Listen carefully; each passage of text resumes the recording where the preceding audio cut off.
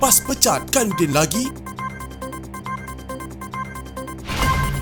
PKR bengang, Syed Saddiq, punca Pakatan Harapan berpecah di Johor. Kenapa SPRM diam, MP lompat terima sogokan? Muhyiddin lega, Najib bersalah kes 1MDB? Muhyiddin kantoi, cuba menipu lagi.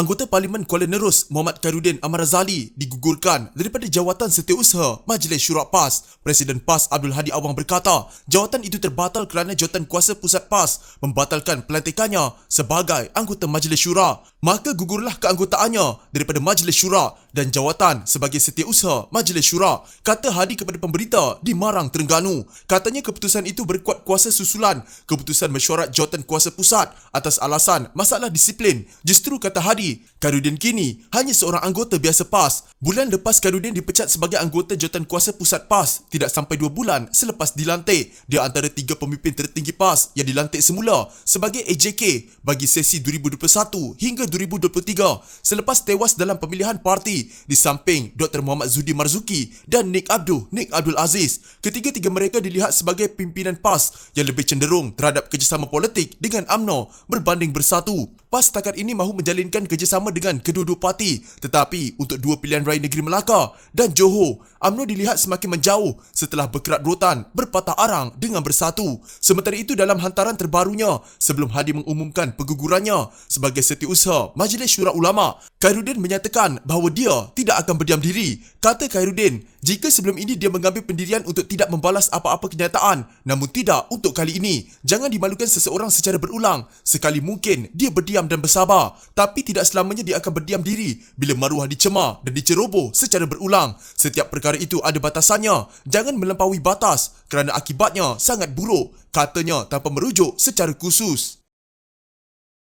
Beberapa pemimpin pemuda PKR menyatakan rasa tidak puas hati terhadap Parti Ikatan Demokratik Malaysia MUDA ketika kedua-dua parti itu mengadakan rundingan pembahagian kerusi bagi PRN Johor. Ketua Penerangan AMK Sabah, Razif Rakimi menyifatkan MUDA sebagai biadab kerana membawa politik kotor dan menggesa PKR memutuskan kerjasama dengan parti itu. Saya pasti Angkatan Muda Keadilan tidak akan membawa politik kotor seperti yang dilakukan MUDA kerana ini bukan politik yang kita ingin didik kepada generasi kepimpinan negara akan datang. Saya tidak yakin pemuda DAP dan pemuda amanah akan respon terhadap kebiadaban MUDA. Namun bagi Angkatan Muda Keadilan adalah lebih baik PKR batalkan kerjasama dengan MUDA. Jika dalam masa rundingan kerusi sedang berjalan, mereka boleh bersikap begini, bagaimana pula bila mereka telah mendapat kerusi? Fitnah apalagi mereka akan tabur kepada PKR dan Pakatan Harapan, katanya dalam satu kenyataan. Razif berkata, sebelum ini Presiden Muda Syed Saddiq Syed Abdul Rahman memuat naik hantaran di media sosial dengan mendakwa bekas adun ulu tiram dari PKR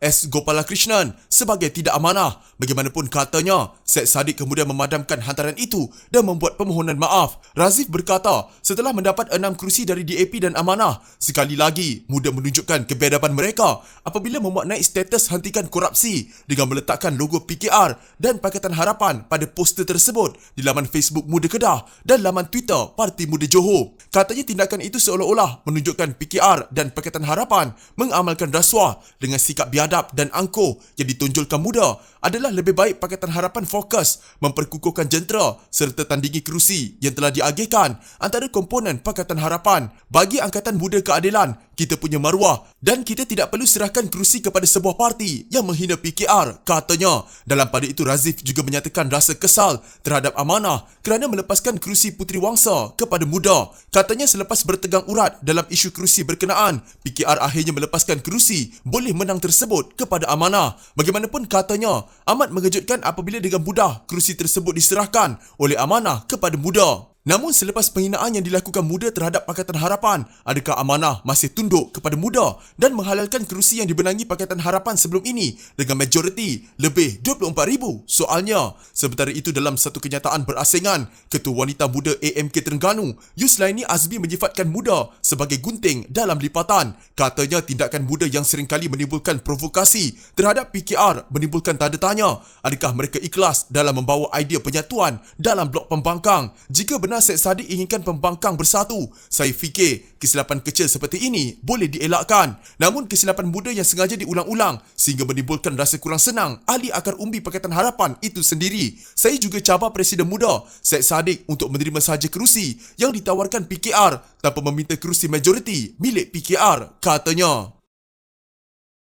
Ketua Pesuruhjaya Suruhanjaya Pencegahan Rasuah Malaysia SPRM Azam Baki digesa menjelaskan kurang tindakan terhadap ahli politik yang dikaitkan dengan pembelotan. Setiausaha Agung DAP Lim Guan Eng memberi contoh siasatan SPRM ke atas ahli Parlimen Kuala Langat Dr. Xavier Jayakumar yang menurutnya menjadi dingin selepas beliau keluar PKR untuk menyokong bekas Perdana Menteri Muhyiddin Yassin. Tahun lalu Azam berkata Xavier disiasat berikutan penahanan kenalan rapatnya MA Tinegaran. Lim dalam kenyataan berkata 5 ahli Parlimen PKR menolak sogokan atau diugut supaya berpaling tadah dengan menyokong Muhyiddin. Bagaimanapun tiada tindakan diambil terhadap mereka yang cuba mencetuskan pembelotan itu. Beliau berkata ahli Parlimen Tebrau Stephen Chong yang juga berpaling tadah daripada PKR mengakui beliau dijanjikan jawatan rasmi yang akan memberikannya platform untuk membina semula ekonomi negara. Adakah ini bukan satu bentuk sogokan untuk Chong melompat? Mengapa ahli parlimen yang melompat daripada pembangkang kepada kerajaan tidak didakwa sedangkan ia jelas untuk kepentingan jawatan kerajaan? Soalnya, pada masa sama beliau juga mempersoalkan tiada tindakan yang diambil berhubung dakwaan rakaman audio Muhyiddin menawarkan jawatan dan kedudukan politik dalam syarikat berkaitan kerajaan sebagai pertukaran kepada sokongan politik. Katanya Azam perlu memberikan penjelasan mengapa tiada tindakan diambil dalam kes itu. Muhyiddin Yassin berkata, jika mereka mendedahkan skandal 1MDB yang memalukan negara suatu ketika dulu, maka dia dilabel oleh UMNO sebagai pengkhianat. Presiden Bersatu itu tetap rela. Katanya kerana skandal yang melibatkan Najib Razak itu, orang Melayu dan Malaysia diaibkan serta dipandang hina di seluruh dunia. Apakah orang UMNO tidak tahu bahawa punca mereka kalah adalah kerana Najib menjerit parti dalam skandal beliau? Jika saya dianggap pengkhianat kerana mendedahkan skandal 1MDB dan berdubuhkan bersatu untuk menentang kumpulan kleptokrat dalam UMNO, saya rela dengan gelaran tersebut, katanya dalam kenyataan umum. Kata ahli Parlimen Paguh itu lagi, UMNO sebenarnya cuba menutup hakikat bahawa parti itu sudah dikhianati oleh bekas presiden mereka sendiri, iaitu Najib. Najib, kata Muhyiddin, membiarkan skandal 1MDB menjadi terlalu besar dan buruk sehingga majoriti rakyat membenci UMNO. Muhyiddin yang sempat menjadi Perdana Menteri selepas meninggalkan Pakatan Harapan dan bekerjasama dengan UMNO serta PAS untuk membentuk kerajaan baru di luar pilihan raya menambah. Sebelum ini, dia dipecat kerana menyarankan skandal 1MDB disiasat secara telus. Kini katanya terbukti perjuangannya adalah benar. Mahkamah telah menjatuhkan hukuman ke atas Najib atas kesalahan pecah amanah, salah guna kuasa dan pengubahan wang haram melibatkan dana SRC International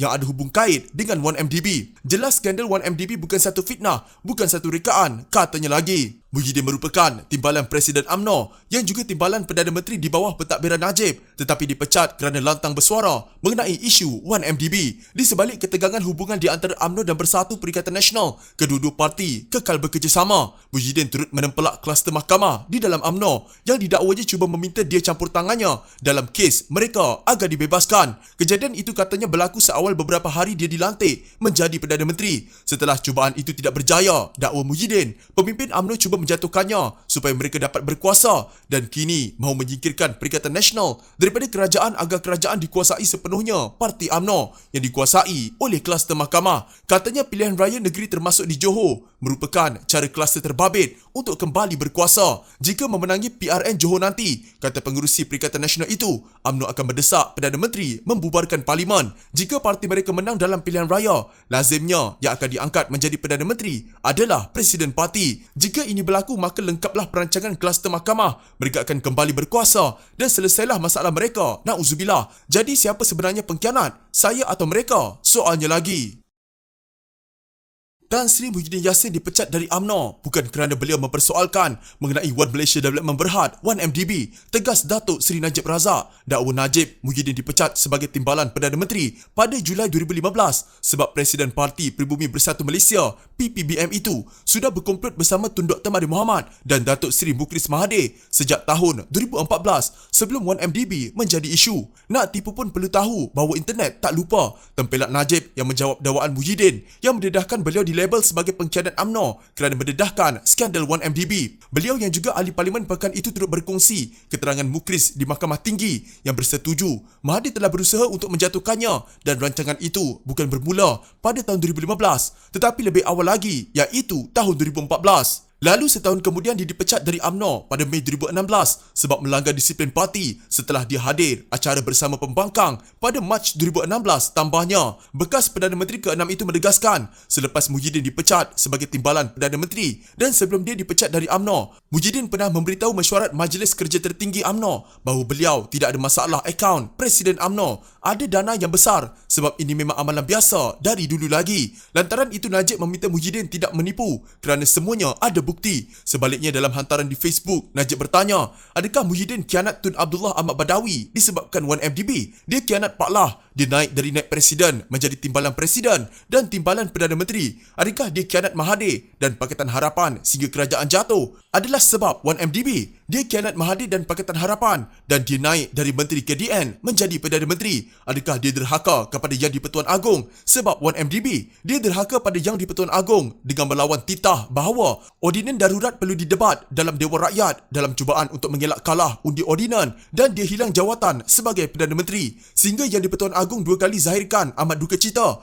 hanya sebab dia mahu kekalkan jawatan Perdana Menteri. Track record dia ialah pengkhianat bidas Najib. Kalau dia nak kata gelarkan saya sebagai penjenayah sebab ianya bukan hak saya untuk sedekahkan 42 juta ringgit dalam kes SRC, dipersilakan, tegas Najib lagi. Tapi perlu faham juga bahawa 642 juta ringgit yang saya terima dari Kementerian Keuangan Arab Saudi terus ke akaun saya pun digunakan sepenuhnya untuk kerja CSR iaitu tanggungjawab sosial korporat, program rakyat melalui parti dan sebagai sedekah bukan untuk penggunaan peribadi. Berapa yang kamu bagi kepada rakyat pula? Namun saya tak khianat dan tak derhaka. Najib mendakwa Muhyiddin juga sehingga kini pun dia tidak berani mengaku suara dalam rakaman audio Scheme of Things adalah suaranya. Dalam rakaman itu Presiden PPBM didakwa merancang untuk sogok dan membeli ahli-ahli UMNO. Tanya dia lagi, suara siapa ini? Bila ini? Dan mesyuarat apa ini? Masa itu dia mahu berpakat dengan UMNO untuk naikkan dia sebagai Perdana Menteri. Tetapi pada masa yang sama, dia rancang untuk khianat UMNO dengan sogokan. Kenapa dia tak berani nak mengaku? Sebab sogokan adalah jenayah juga. Terus dia masuk dalam kluster mahkamah, kata Najib.